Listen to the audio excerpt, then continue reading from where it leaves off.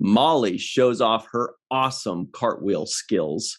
Worf teaches Kirayoshi warrior's hand-eye coordination. And Keiko O'Brien is mean to Chester the cat. Hello, everybody, and welcome to the seventh rule with Cirroc Lofton, who's never been mean to a cat ever. Oh, Chester is that cat's name. I thought it was the Cheshire cat. Oh, that's good. My name is Ryan T. Husk. Today we're doing a review of, you guessed it, Deep Space Nine, Season 6, Episode 24, Times Orphan, not to be mistaken with Times Arrow. Story by Joe Menosky, we've heard his name many times, and teleplay by, these guys just keep popping up, David Weddle and Bradley Thompson, directed by Alan Craker, and this was May 20th, 1998. Where were you? What's up, Cirroc? What's happening? How you doing? Good, thanks. So Chester the cat, was the cat, if you'll recall, that O'Brien brought back from Bigsby when he went to that gangster planet, or that planet that with the Orion Syndicate. We had Brian Volk-Weiss was our guest on that one, and Bigby, the guy that kind of, had O'Brien's back that he betrayed and was going to die, he said, "Take care of my cat, Chester." So this is the first time we're seeing that cat since then. And I did not realize how freaking cute that cat is. No wonder people were kind of putting him up against Spot and Grudge as the cutest cat. I'm like, yeah, you got a point. I have a friend, Nicole. She's also a big Star Trek fan. Nicole, she's a stand-in actress, does a lot of good acting. She has a cat named Wally that looks very similar to that cat. Cirroc's like, this is the most cat talk we've ever had. When is it going to end? But it reminded me of Wally, and they're very cute. They're very cute. I love their face. I wrote a little cat note. I didn't write that much cat, but I guess there's a lot of people out there that are cat lovers and animal lovers.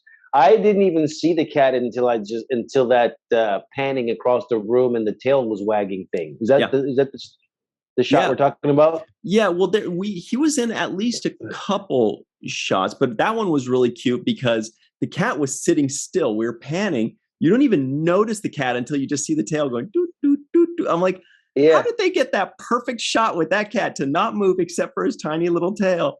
Brilliant. That's when I thought it was a robot. I thought it was like a mechanical-driven cat because I was like, that's too perfect.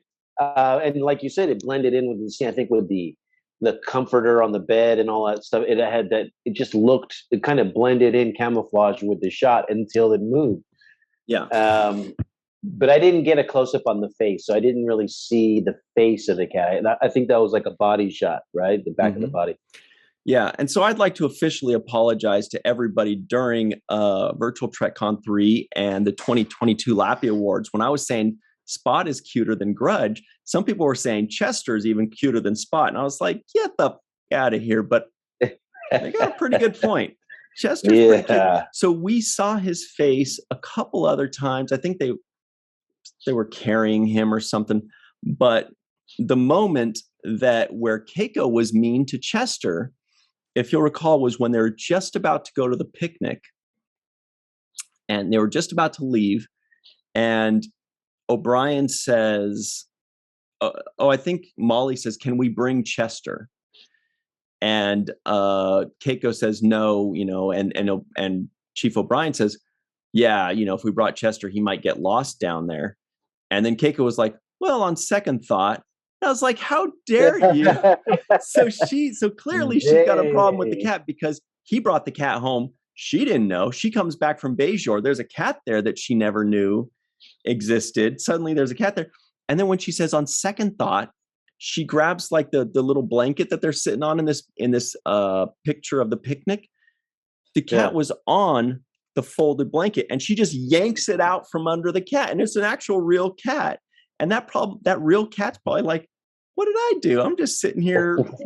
What the heck's going on? Dude, everybody at home, some of them know the scene I'm talking about. Some of you aren't sure. So go check it out. She yanks that folded blanket out from under Chester in like the meanest way. Obviously, it was in the script. I'm sure Rosalind didn't do that herself.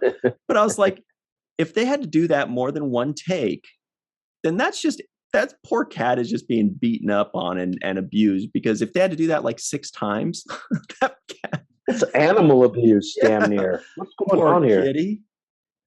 But he, in the animal's defense, that cat was acting. Seasoned pro. He's a seasoned pro, and he was a stunt acting cat. Watch that scene again when she yanks out from under him. Like the cat, like fully stumbles. It wasn't like a little thing. Like she throws the cat off the blanket, and he's just kind of like, "Whoa, whoa!" What if they had a backup cat? The cat's like, "I'm not doing that," so they brought in the stunt cat for that scene. Yeah, the cat's like, "I'm way too cute to do my own stunts, pal." Only do tail wagging when the camera pans across. I don't do all this flipping around stuff. What if that was the cat's butt double? What if he's like, nope, I don't do that either. I do the face shots. You see my adorable face when I'm getting tossed off a blanket, or when you're zooming in on my butt, whatever you weird humans do that think is cute. That's Jeremiah, the stunt cat. I bring in the cat that's cool with nudity. And stunts. Anyway. And stunts. Oh man, that's a lot of. I didn't expect to talk this much about the cat in this particular episode. Me neither, but it feels so right. It really went overlooked. Now I'm going to have to do a rewatch. Yeah. So Joe Minosky, we heard his name before. You said Minosky. Yeah, Joe Minosky. Like we've definitely mentioned his name a bunch of times. Let me look him up very quickly, but we've certainly brought him up a few times. He did the story by okay, so he is a co-producer on Star Trek The Next Generation for 26 episodes, and he's got 33 writing credits on Star Trek The Next Generation. Wow. And on Deep Space Nine, he has 4 writing credits. And those episodes were, this is the last one. So this is why we've mentioned his name 3 other times. Dramatis Personae, I think that was the 2nd season. Rivals in like the 3rd season. Distant Voices in, I think, possibly the 4th season. And then Times Orphan. He's also got he's got 36 writing credits on Star Trek Voyager. And he actually has a writing credit on 1 episode of Discovery, 1 episode of The Orville, and a few episodes of For All Mankind. That's Ronald D. Moore's new series. And he is a co-executive producer on The Orville, co-executive producer on For All Mankind with Ronald D. Moore, of course. He's a co-executive producer on Star Trek Discovery. This guy gets around. What a pro! Yo, can we interview this? We have to bring this guy in. This is a mock interview. I did not realize that. I mean, I knew he was a part of all of those things except Discovery. I didn't know about Discovery, but I didn't realize just how much. With all these tons of writing credits, tons of co-executive producer credits. Wow. It's just that. So he basically went from Next Generation to Voyager because he had like 20-something credits for Next Generation, 30-something for Voyager, and only 4 in Deep Space Nine, kind of in the middle. But this is a guy that would be great to talk to. Absolutely, especially just the impact that he's had on sci-fi in general, all the other projects that he's been a part of as well. So definitely love to pick his brain and then ask him some questions about, his journey. But that's and here I just looked it up. I found out how the cat died. No. It says Kirayoshi killed the cat. Okay, Cirroc, that is an A+. Wow. Wow. Here I was with tears in my eyes. Wow. Man, I've been working on that for literally, it's been 2.5, 3 weeks now. So worth it. it went off well. Thank you. Worth it. Worth all of those sessions with the whiteboard and the markers. You're like, Yoshi. How do I work this out? There's like diagrams. Yeah. Sorry about that, folks. I don't think you have anything to apologize for. So yeah, this episode started off, and it kind of got me. It tugs at your emotions seeing Molly kind of doing the Die Hard, one hand at the edge, grabbing on. Yeah. Because you usually see that with an adult, right? That's usually at the end of the movie. The guy's at the end of the cliff, or he's holding on to the wing of the airplane. It's just one hand, and he's like, grab my hand, reach for my hand. You never see that though with an 8-year-old. I don't even know if an 8-year-old can hold their own body weight up. One minute she's doing a cartwheel, the next minute she's doing a fall.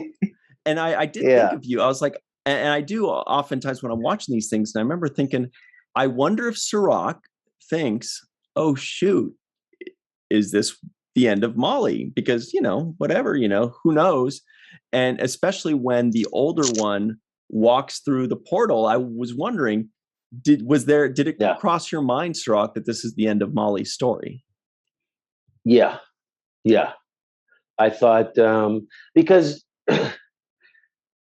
we're getting towards the end of the show, right? We're at the late episodes of the season 6. I don't know if Molly's coming back again, right? So I thought, oh well, maybe this is just their way of kind of writing Molly off, and so yeah, there was a part of me that thought this is, and then there was a part of me that said, but I never seen this new Molly girl around. So who is this? So I never ran into her at the craft service table, So I knew she wasn't going to stick around too. So at the very least, I thought Molly in general was going to be like written off of the show, essentially. And I was a little bit upset about it.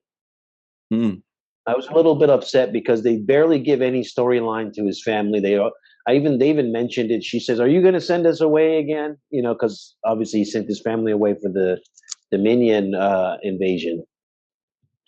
But I was a little bit upset that I was like, "Wow, this guy barely sees his family," and they give him one family episode, and it's like, and now he's got half the size of a family. So what's going on here? I know.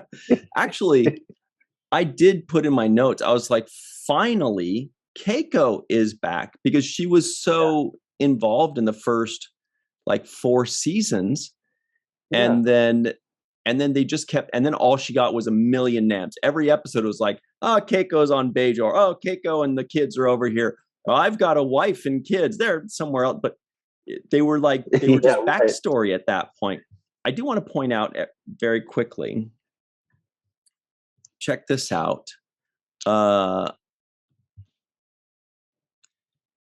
This is where Keiko is mean to the kitty. Okay. Okay. Yes, I need to see this. This is important. Wait a minute. No, it's not working. Oh man, I don't think it's going to let me show it. What a bummer. Okay. What a bummer. Let's try that again.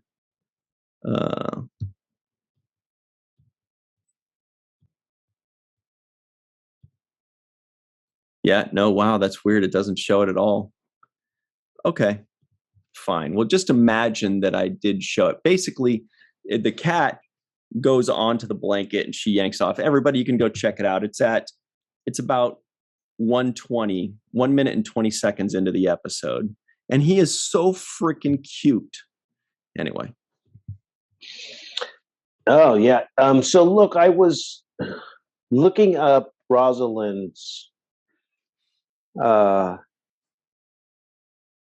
of career, and she was doing a lot of films at around that time. I see.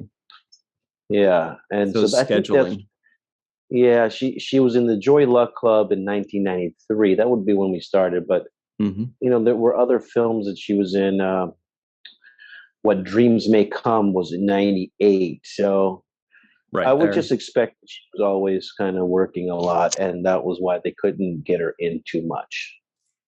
It's a good point. That's probably what it was, she couldn't put her career on hold for the prospect of being in 15 scenes over 4 episodes a year. You know what I'm saying? Right. Like Right. they're like, I think she had one or two Keiko centric episodes, but you can't put your life on hold, that you'll have for the possibility of one episode every 2 years is, about you. Yeah, but they do a good job with the nams on her to Yep, keep her like in the storyline, right? He's exactly. always saying my wife this, my wife that. And so clearly he even acts like a married man. So there's no part of him that's like, hey, my wife's away, and then you see a different kind of O'Brien. He's pretty um, steady and level and committed to his family life. So I think that they did a good job of keeping her around and keeping her mentioned, so that even though she wasn't in a lot of episodes, it felt like she was always just around the corner or just about to come. Yeah, well, that's exactly it. Is they did a good job of like keeping her story going, even if she wasn't appearing. They kept the non-appearance mentions going. We always knew where she was. We always knew why she was not there. They were off Right. on the planet because of the Dominion, and it all makes sense. It all worked out, and they did it all, correctly, it seems. And they did a really good. There was a moment there in the beginning where she's in bed with O'Brien, and he says something about the kid growing up, and then she kind of rubs his stomach and says, "Looks like you've been doing some growing too, right?" And then Rude. I thought it was like a good husband and wife kind of dialogue. To me, that felt like a couple having that kind of, I'm gonna, because that's your wife comes in town or You and you says, try hey, saying that to your wife, and we'll see if it's a cute. no, you can't. It's not a two-way street. That's a Oh, it's one-way. a. But but the street is, what have you been eating? You're not eating healthy. It's like, Good point. Mhm. just that's a kind of a normal conversation. If like you come home and you open the fridge, you see McDonald's bags and Coca-Cola cans, you're like, There's what the hell have you been concern. eating? Hmm. There's concern in a relationship about that. And then it's like, I'm going to take care of you. We're going to eat some home cooked food. I know what you like. And it goes back to the kind of normalcy that you expect. So to me, that was a good capture of the kind of dialogue that happens in a relationship in bed, kind of pillow talk type stuff. Makes sense. Yeah, I mean, she did it playfully, and it was kind of rude, but at the same time, you're sure that it comes from concern. Where she's like, "This I've been gone for 6 months. He's been eating fast food every day for 6 months, guaranteed." She looks in the Yeah. pantry. She's like, "Every can of beans and bag of rice that was here 6 months ago is still here unopened. You've been going to Taco Bell every day." Exactly. And so that's what I'm talking about.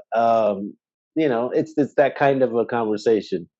Um, and I thought it was realistic in a lot Mhm. of ways. Also thought it was realistic with who was that baby? That was really my question.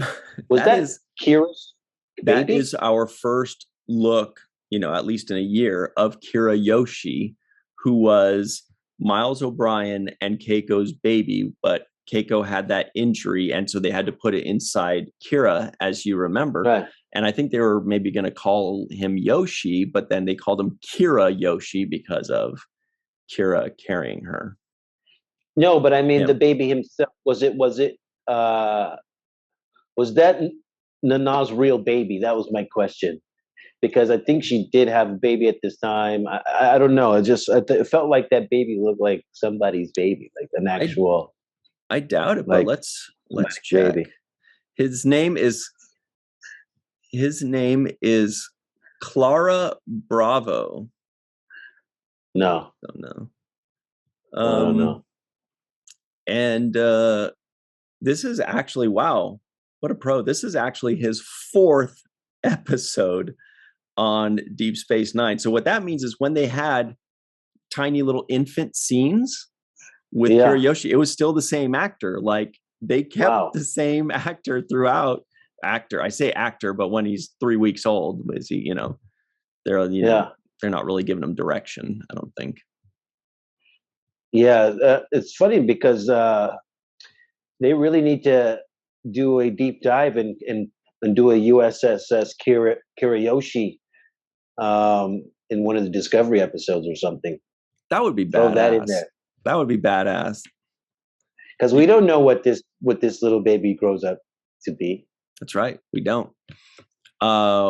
You know, we've often, you know, the fans have often thought, how cool would it be to have like a Deep Space Nine, the next generation, where there's Jake, there's Nog, there's Molly, there's Kirayoshi.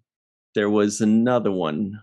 Oh yeah. Then if you go into, then you can also have what's her name? Naomi Wildman from Star Trek Voyager, you know, and a couple others. Then, you know, you've got this whole other generation where we don't really know what ended up happening to them, but everybody wants to know. Yeah, you can also have Worf's Alexander. Son. Yeah. The future of that too. Where did that go? Who, by the way, as far as I know, got the only NAM of the day, Alexander. Yeah, I did see the NAM for that. Mm-hmm. But yeah, no, there were elements of this episode that kind of reminded me a little bit of The Visitor. It kind of touched some emotional buttons. Oh, that's interesting. I hadn't thought of that. We're going to jump to our break right now, but yeah, let's talk about. I hadn't thought of that. We'll be right back on the other side with the 7th rule.